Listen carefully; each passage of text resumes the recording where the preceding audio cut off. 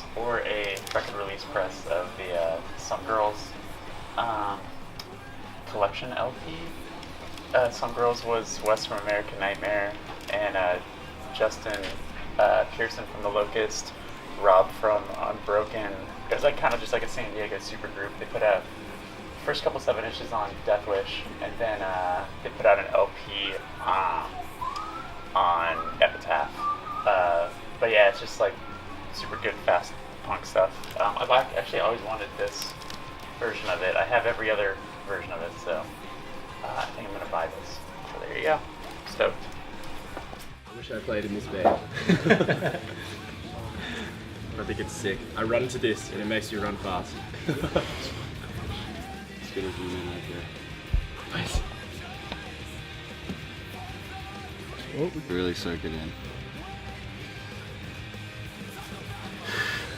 Yep.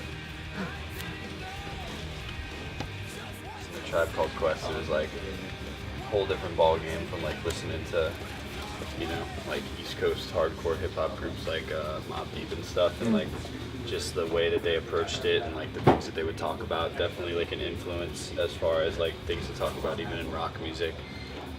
You know, instead of like being so egocentric, talking about like issues that are going on in society, and like the bass lines and just the way they approached like their art and trying to do something completely different, even though it was like people would probably dislike them for it. One of my favorite groups of all time for sure. This one specifically. I love that Midnight Marauders record. I don't know if that's there too. Yeah, they have. They got, yes. It's changed my life. I actually saw it first, the cover first. My little brother picked it out like years ago, just like skating and stuff, and like he got like a secondhand CD and shit. And then yeah, we kind of been listening to a lot like the last year or so, and actually like listening to the lyrics properly. It's like, I don't know, definitely something genuine there that I really like. Awesome. That's sick. Both of these were like holy grails that I recently got. I got one of them in Japan, and then another friend found the other one in Japan. But these are like two of my favorite records. This is like one of the first hardcore bands I ever listened to. We got to play with them a couple years ago at a festival, and I stalked them on the street, and we ended up in the same Starbucks, and I told them how much these records mean to me. But yeah, DOD, self-titled records in particular, but their second record, New Print, you just cannot.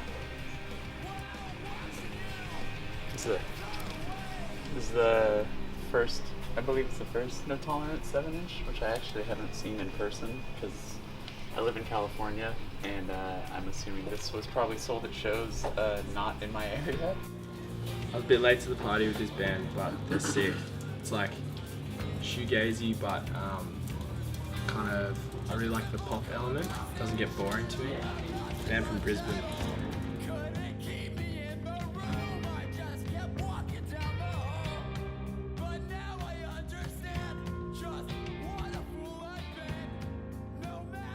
It was pretty brief on this one, but just, you know, very admirable. One of the biggest bands in the world, just making the cause of, you know, something beyond themselves.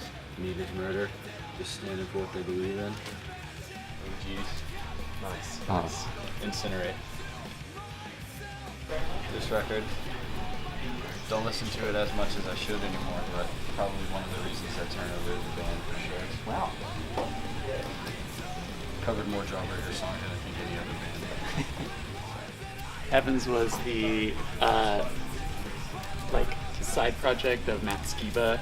It's like a sort of. It kind of sounds like Alkaline Trio through a Joy Division filter. Sort of. It's like sort of like that more simplified version.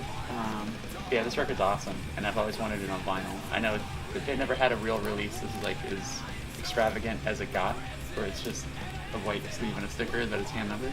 Yeah. But yeah, I'm gonna have to think about this one. There you go.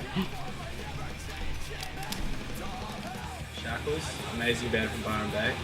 We played in Mark's house, singer's house, a few years ago, and then Jem actually showed me. I'm pretty sure it was this record, and I was like blown away by how extreme it is, but also like how kind of riffy it is at times. Also, when I saw them play live, he played naked, which was funny. Biggest influence on turnover peripheral vision era, I would say, and still. This is the record that brought me into this store 10 years ago. Changed my life. Killing the Smile, Parkway Drive, which I'm sure like half of Sydney will also talk about, but this also made me want to quit school and just scream in a band. Same.